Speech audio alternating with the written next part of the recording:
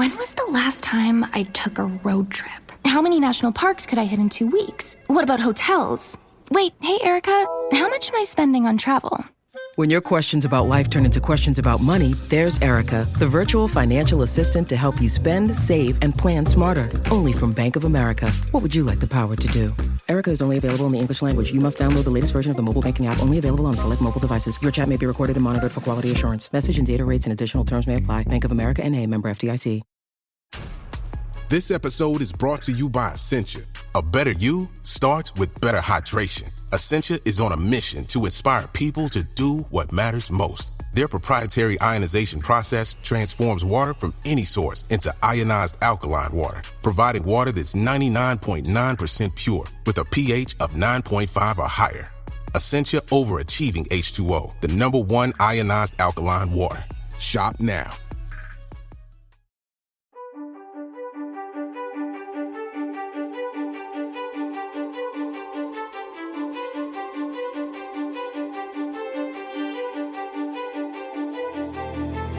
In the world of medicine, where every decision can change lives, your peace of mind is crucial.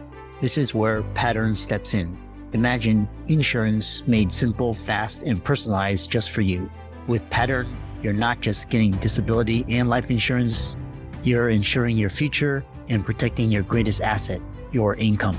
In the past 10 years, Pattern has transformed the way over 20,000 doctors secure their financial well-being. Discover the simplicity of securing your future at patternlife.com or click the link in the description.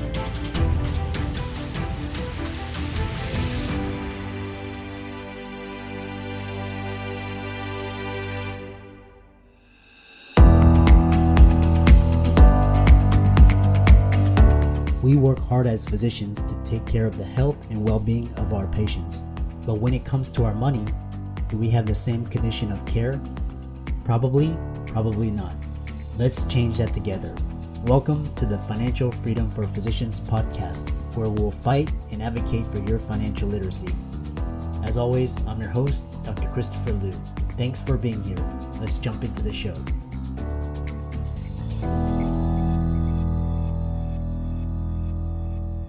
Hey guys, welcome to this week's podcast episode, and I've got a fantastic guest for you today, John Horn, coming out of Texas, and he helps medical practices and local companies drive more sales with Google Ads. He's the CEO of StubGroup, which is a digital advertising agency. It's a premier Google partner, and we're going to hear all about StubGroup, what it's done, and it's going to be a fascinating conversation, especially for the doctors, lawyers, dentists who are trying to drive more sales to their practices and companies with Google Ads. So John, welcome. Christopher, thank you so much for having me. Yeah. And so I love digital marketing, advertising, the whole media space, and talk about your story and how you started StubGroup, and we'll dive into the conversation. Yeah, absolutely. So I've been doing this for a little over a decade at this point. Back in the day, a little over a decade ago, StubGroup was started actually by two founders, not myself. I wasn't one of the original founders. It was started, and they brought me on as employee number one. So I've been here pretty much from day one. But really, it started with the idea of, look, there's so many businesses, big and small, that need to connect with customers. And we saw this change of traditional advertising moving over to digital advertising. More and more people are spending their time online, finding solutions to their problems. And so many companies need expert help in stewarding their advertising, their marketing, their budgets to make those connections. And so we created this agency, StubGroup, to make that happen. And we've been focused on that ever since. So like you mentioned, Google Ads is a big part of what we do. We also do, we leverage other platforms like Facebook ads and Instagram ads, really anywhere digitally where we can pay to help our clients connect with customers and get new customers is what we focus on. Yeah. And I love so, a lot of, I know when like Google Ads came out, like I think it was like early 2000 or early 2010s. That's kind of when, and then, and now you have agencies that do it because it's like there's so many nuances. So, but in general, just kind of overview, why Google Ads, why not organic, why not email lists, how to generate more sales and more effective revenue? Yeah, fantastic question. The short answer is there's all of those channels you mentioned are important channels. Businesses should work with experts in all of them. When we kind of looked at things, we said, okay, we could either be, a jack of all trades and master of maybe some, or we could really focus on something and try and be best in class there. And so we chose that latter route of, all right, let's focus on paid advertising. Specifically, Google's the top platform we use, and then others like Facebook, Instagram, et cetera, but really on the paid side of things. And part of that, there's different factors that go into that. Part of that is looking at the incentive structure of the platforms themselves, which is Google wants to make money. They make money from advertising. And we've seen this over time, they push more and more ads onto the page, put more and more emphasis to the point where even if you're number one organically right now, you might still be the fifth or sixth thing that people see because you've got so much stuff that comes in front of that. And so we want to align ourselves with, all right, what's the incentive structure for the platforms and what are they going to, push on behalf of their advertisers? And then how can we be in that space and make sure that we're helping advertisers to capture those spots most efficiently and effectively as possible. And so far so good, as they say. Yeah, I love that. It's kind of like ads. The way I've been viewing ads on all the platforms are like, it's kind of like added spice, and you have like kind of like you sprinkle a little bit of advertising, and that kind of gives you a little bit more promotion and reach. And one of the questions I have for you is, from the audience is, they're like, yeah, I spent this much on advertising, and correct me if I'm wrong, basically there's algorithms, and, Google can manipulate the advertising to basically get more revenue for them. And so like, why? And so people in social media, they're like, why would I spend ads when I can go to TikTok or Instagram, LinkedIn, get all these million of followers and get more reach and view? That way it's like only costing me time and a little bit of money versus spending a bunch of ads and not getting much. So kind of talk about that. Yeah, fantastic question. I mean, if you're a business and you can get the amount of business that you want, that you can support without having to pay money on for advertising, awesome, go for it. Now there is the big trade-off, like you mentioned, where what you're investing is time, and hey, time is incredibly valuable. So hey, if you're spending 20 hours a week creating content for TikTok and Facebook, and that's driving performance, awesome. But also, what else could you be doing with that 20 hours a week? Could you be working within your business to make way more money, and therefore explore different marketing channels? So there's obviously different things you gotta think through there. But I would say for most of the clients who come to us and that we work with, they are looking to run paid advertising because they've seen that, especially on Google, the paid spots, that's what people are engaging with. When someone searches, let's take a lawyer as an example. Someone searches for a lawyer, lawyer near me. The first things they're going to see are going to be ads, probably the first 4 things they're going to see. And most people, it's just human nature. They say, hey, that's what I'm looking for. Cool. Let me engage with that and go through it. And so again, you might have really great organic rankings, but you might not even be able to get the amount of business that you're looking to acquire through just those organic rankings. And so for a lot of our clients, they're trying to get the best of both worlds. They want great SEO, great organic rankings, and then in addition to that, great paid advertising as well, so that they're capturing as many relevant people as possible, and then creating the opportunities to turn those into customers. Yeah. And yeah, sorry, go ahead. Your thoughts? I was going to say, I see the same thing on social media as well, with lots of businesses, especially small advertisers, saying, hey, I spent money on Google or Facebook or fill in the blank, and it didn't work for my company.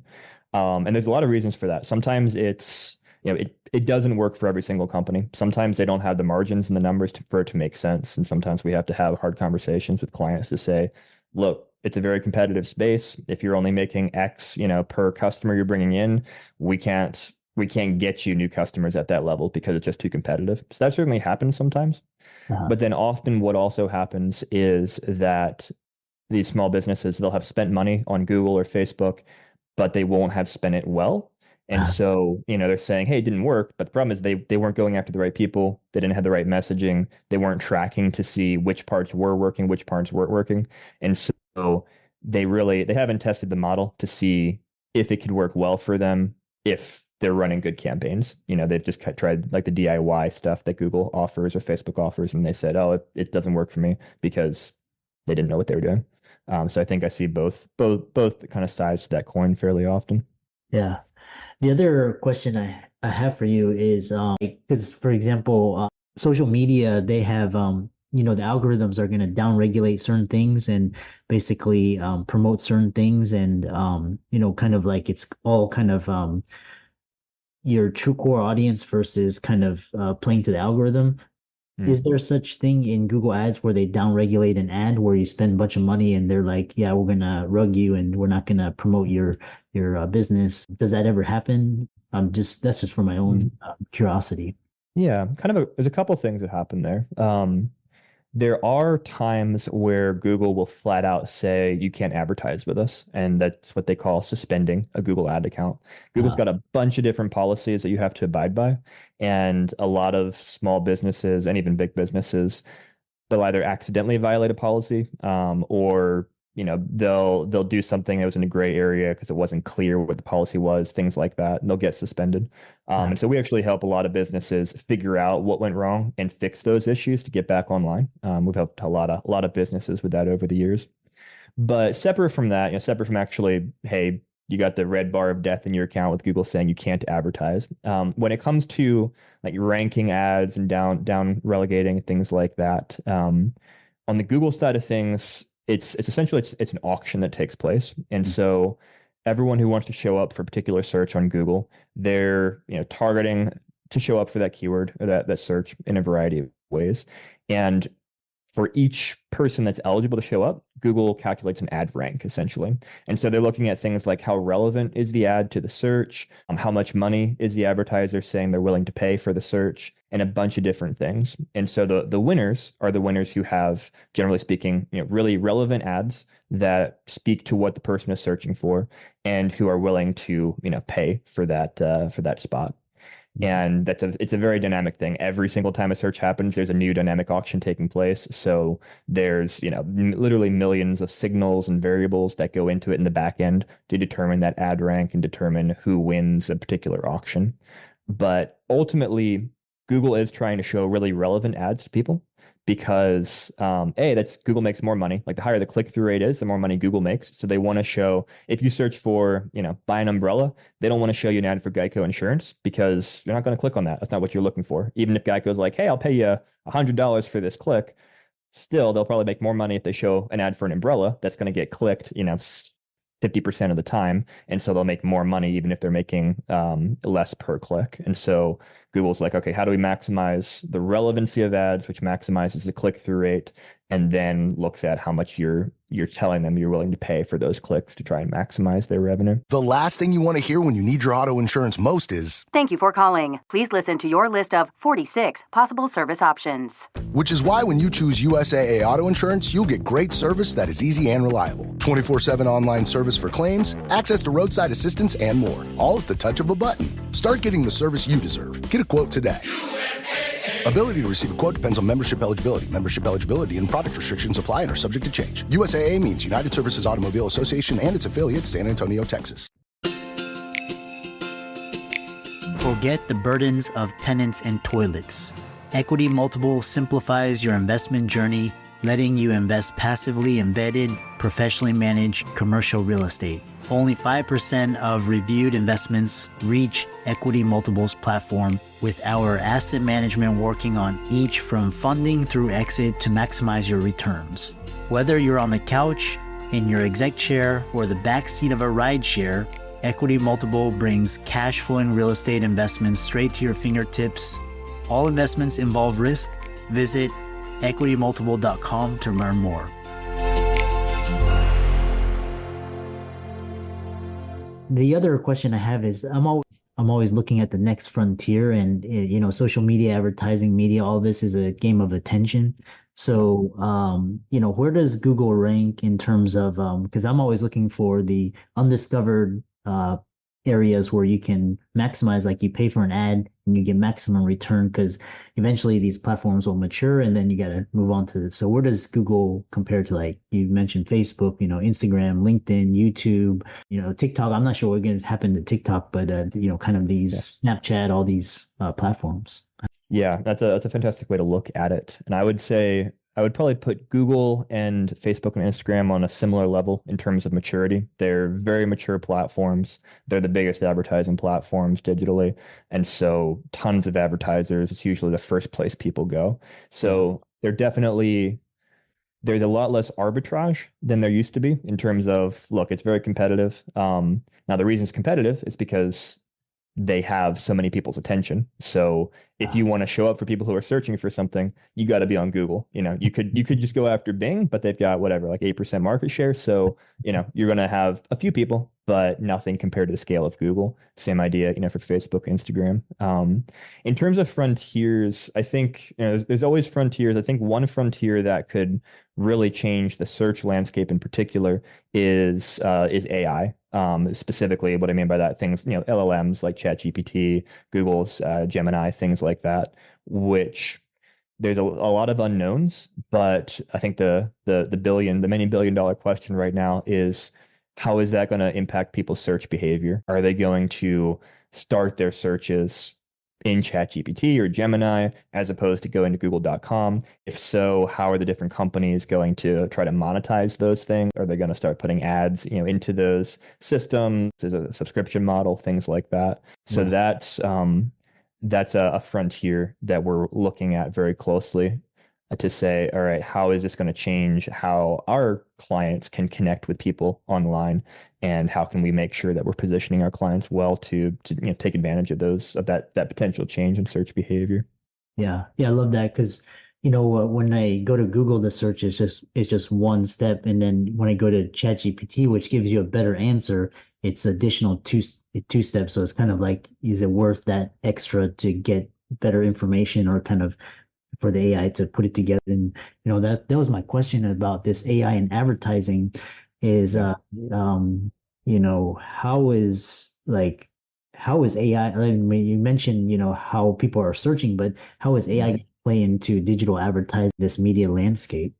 AI is massively involved in the digital advertising side of things, and that's been true for a long time, even before ChatGPT made everyone more aware of AI's capabilities and kind of showed off the magic. But it's something that is incredibly integrated into kind of the back end of how Google's determining who to serve ads to, which combinations of ads to serve to, how much to bid for different ads. So it's a very dynamic landscape. And as agencies, as advertisers, what we do is we try to marry those tools kind of behind the scenes with what our clients' goals are, what their offers are, their messages, etc. And so we leverage AI, constantly, just as part of each of the platforms that we're managing on behalf of our clients throughout the day, because it can make decisions at scale that humans literally can't. There's about, I think, 70 million different signals that go into each auction. Like each time you Google something right now, there's 70 million tiny little things in the background, and big things as well, that Google's looking at to determine what ads they're going to show you. And no human can do that and analyze those things. So AI is crucial for aspects, including that, and ad copy creation and all sorts of other things as well. So it sounds like these you outlined some very specific strategies, and you talking about effective targeting and optimization. But it sounds like this marketplace is almost very dynamic. It sounds like the stock market, actually. And then, so how do you do this? I mean, your one strategy could work one day, and then the next campaign could fail. So, I mean, what do you do? I mean, obviously you work with a professional company, but I mean, how do you stay abreast? Yeah, it's very dynamic. And a lot of it comes down to setting the right parameters. So, let's say a lawyer comes to us, wants us to manage their campaigns. First, we're going to identify, okay, well, what types of law do they practice? What types of law are most valuable to them? Are there nuances within that, whether, in terms of the types of things that people might search for? Hey, maybe they're looking for family law of this type that's, twice as likely to close into a client for that lawyer as family law of this type. So we got to figure out those things and then kind of set the parameters of Google. So a parameter might look like keywords that we tell Google to target. So we might say, okay, someone's searching for, family lawyer near me. We think that that's going to work well. Awesome. Let's target that. Then we start running and the AI starts doing its thing. And the AI is going to be looking at lots of different permutations of that too. So not just that exact term, but other ways people search, other words and synonyms they use that the AI thinks is similar. And so then we've got to be monitoring and saying, you know what? We're getting a bunch of traffic from this search term over here, but it's not converting into leads. We need to tell Google, stop going after that. We're wasting money. Let's focus it over here. And so it's a lot about kind of set the parameters, test, see what happens, course correct, say, let's stop doing this, do more of this, and then always iterate over time. It's always changing, like you mentioned, and competitors are moving in and out. So that landscape changes, how well the client is doing at turning leads into customers changes. So there's lots of different data points we get to factor into to trying to meet clients' goals. Yeah. Sounds like it's a kind of a full-time thing. And so my next question for the audience is like, at what point should you consider advertising? Like, if you're like a small business, if you're a solopreneur, you're making, 6 figures, like, and they're doing well with just organic content and, kind of like building an audience. But, if you like, at what stage of a company or business should they consider doing advertising on these platforms? Great question. So there's a couple points I would probably lay out to help think through the framework of making that decision. I would say advertising is really good at two things. It's good at pouring fuel on a fire. If you have an offer, a business that's working well right now, and you need to, grow that, get more leads in, you've got things established, awesome. If you have a business that's drowning, advertising often is not a magic bullet because it's going to put fire on something that's not working. It's going to get you more leads that you're not closing, and so you're just wasting money. So that's one thing I see often is businesses will say, okay, advertising is going to fix all my problems. And you have to be really careful and say, well, no, there's things it can't fix. It can get you more leads, it can get you more exposure, but you've got to have the right systems and processes and margins in place to actually turn those things into customers. Otherwise, you're wasting money. So that's one thing to really think through. Advertising can be really good at testing, improving, kind of a model as well. So for a lot of businesses, they really can't be competitive organically. If you're the 17th lawyer in town and there's 16 others that are already on Google and you get position 17, no one's going to ever see you. You can work to try and fix that, but with SEO, it's a long game. It could take months and years to maybe do that. Whereas with advertising, you can pay essentially to shortcut that and try and get to the top or close to the top. And so it can be really good for, businesses who are kind of dealing with that reality. Probably the last thing I would say on the framework side of things is be patient. A lot of businesses would be like, all right, well, we're gonna throw money at this for a couple weeks or a month and see what happens. And it takes time in advertising, as with all things, to really figure out what's working. You can get immediate results as far as, are people clicking the ads? Awesome. Are these the right search terms, etc. But it takes time to really hone down and say, okay, well, these are turning into leads, these aren't. Then what's the quality of the leads coming in? How are you converting them to sales? And so I would encourage anybody who's wanting to get into digital advertising for their business to say at least 3 months. We're going to test this for at least 3 months, get a realistic budget in place to really see what is possible from digital advertising for my business. Yeah. How can people find out more about you and find out more about StubGroup, work with you, connect with you, and all of that? Yeah, super easy. Our website, StubGroup.com. You can check that out. We do what we call a free consultation for businesses. So if you're currently doing digital advertising, we'll look at what you're doing for free and kind of put together our recommendations of if there are opportunities to improve that, what we would do differently. If you're not doing digital advertising, we'll look at your market and put together some ideas, kind of what it would look like to do that for you. Yeah. And then if you want just a bunch of free information about digital advertising, Google and Facebook, etc., check out our YouTube channel, StubGroup. On there, lots of video content that we put out for free. Yeah, I love that. And for all the audience, be sure to give John a like and follow on socials and check out StubGroup and work with him if that makes sense for your business or company. And with that, thanks so much for coming on. Doctors dedicate their lives to caring for others. It's time someone took care of you. Visit patternlife.com to simplify your path to peace of mind. Patternlife.com, simplifying your insurance journey.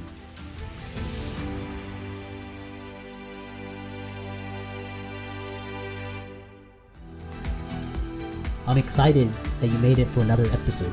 You are truly the best. If you've been following the show for a while, you know that my passion is to bring you the education you need to find your path to financial freedom.